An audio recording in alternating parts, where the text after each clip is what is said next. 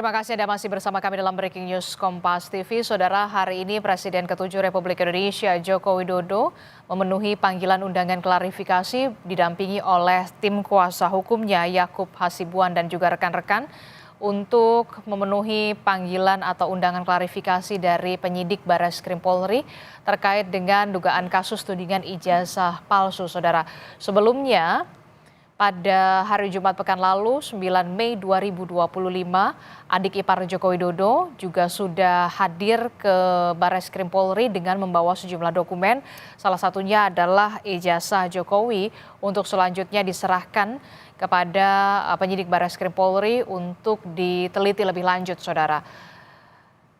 Dan hari ini penyidik Barreskrim Mabes Polri memanggil atau mengundang klarifikasi dari Presiden ke-7 Republik Indonesia Joko Widodo terkait dengan dugaan kasus tudingan ijazah palsu dan lebih lengkapnya terkait dengan bagaimana proses penyelidikannya sampai saat ini kita akan tanyakan kepada Komjen Purnawirawan Susno Duaji, Kepala Badan Reserse Kriminal Polri 2008 hingga 2009. Pak Susno, selamat pagi. Pak Susno. Selamat pagi Mbak, selamat pagi para pemirsa sekalian. Oke, Pak Susno pasti mengamati ya, hari ini Presiden ke-7 Republik Indonesia Joko Widodo memenuhi panggilan undangan klarifikasi terkait dengan dugaan kasus tudingan ijazah palsu. Jadi sebenarnya biasanya dari sepengetahuan Anda atau sepengalaman Anda pada saat kabar reskrim ini, undangan klarifikasi ini klarifikasinya semacam apa sebenarnya? Baik, ini bagus sekali ya. Suatu pelajaran hukum bagi bangsa Indonesia bahwa siapapun yang diminta keterangan atau klarifikasi oleh penyidik aparat penegak hukum dia harus datang patuh pada hukum. Bagus ya.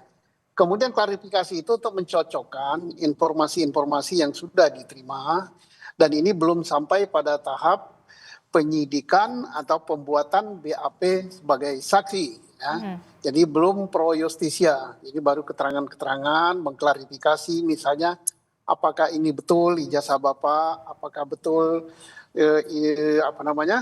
ini adalah kopi dari ijazah yang Bapak pegang dan seterusnya dan seterusnya. Klarifikasi itu adalah pencocokan ya. Nah, nanti kalau udah cocok semua, sudah masuk tahap penyidikan baru dibuat berita acara pemeriksaan sebagai saksi atau sebagai tersangka atau sebagai apa sesuai dengan apa peran dia di dalam perkara yang sedang disidik oleh Polri.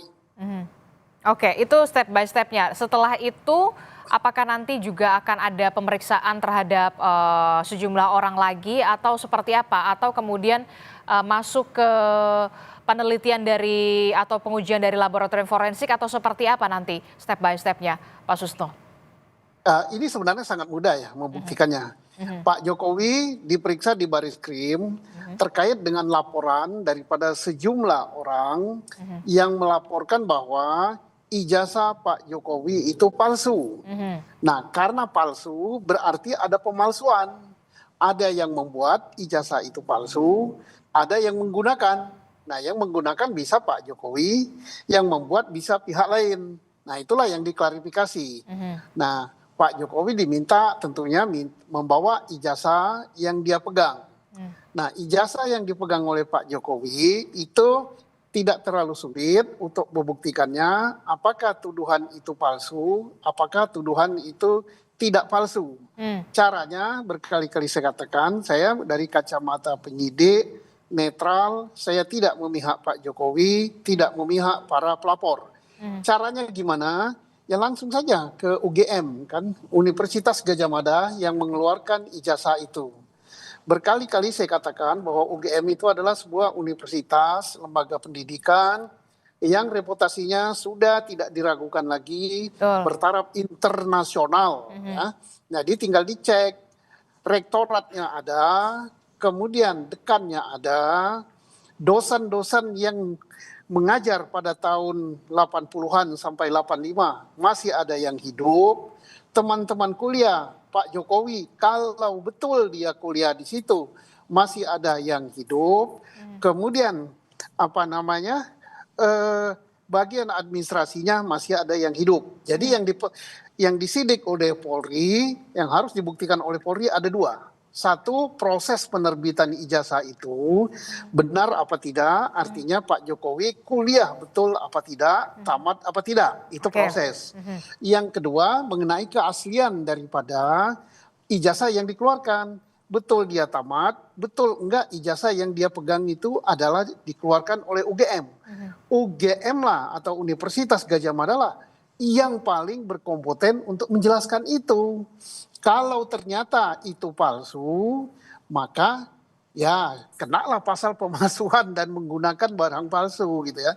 Tapi kalau asli, nah untuk membuktikan keasliannya selain pemeriksaan saksi dari UGM, kemudian barang buktinya itu juga dilaborat. Cara melaboratnya adalah membandingkan antara ijazah yang dipegang oleh Pak Jokowi dengan ijazah teman-temannya yang seangkatan.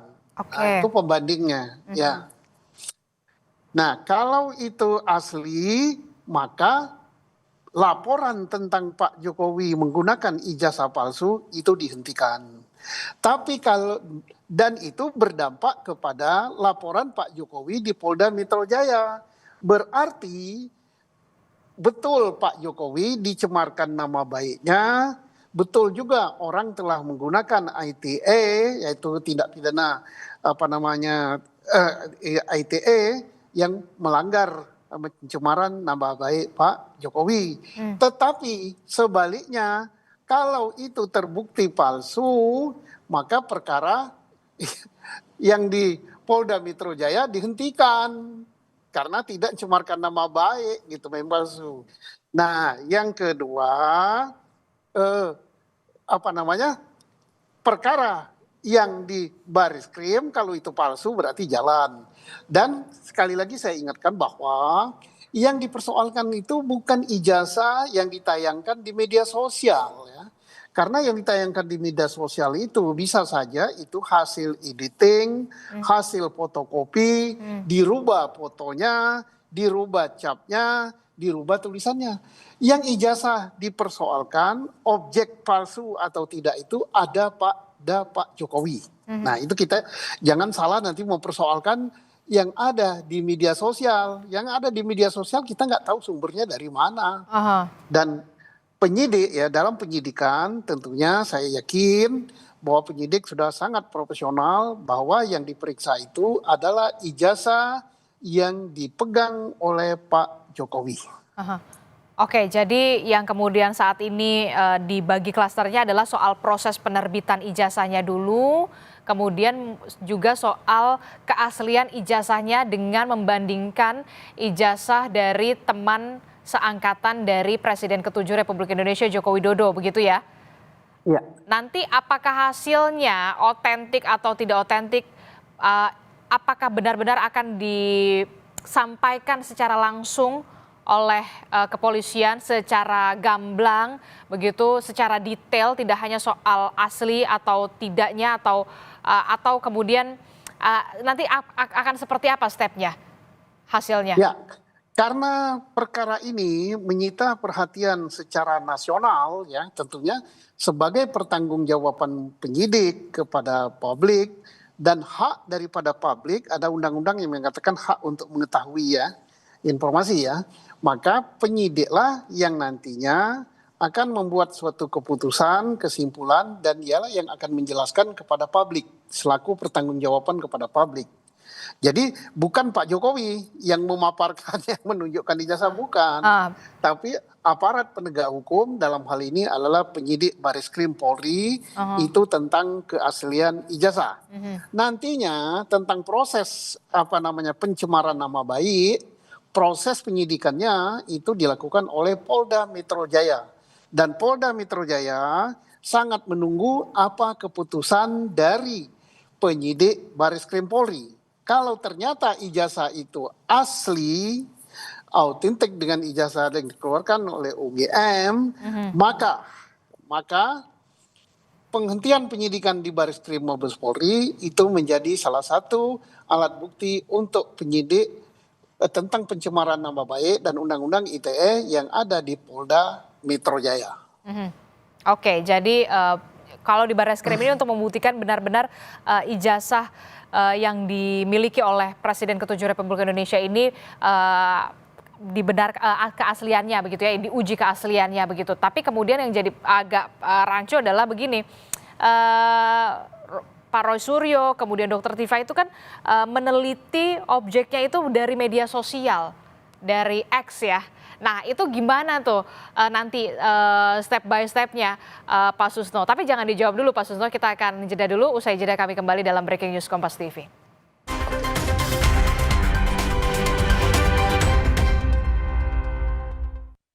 Terima kasih Anda masih bersama kami dalam Breaking News Kompas TV. Saudara, hari ini Presiden ke-7 Republik Indonesia Joko Widodo memenuhi panggilan undangan klarifikasi dari penyidik Barreskrim Polri terkait dengan dugaan kasus tudingan ijazah palsu, dan kehadiran dari Presiden ke-7 Republik Indonesia Joko Widodo ini didampingi oleh kuasa hukumnya.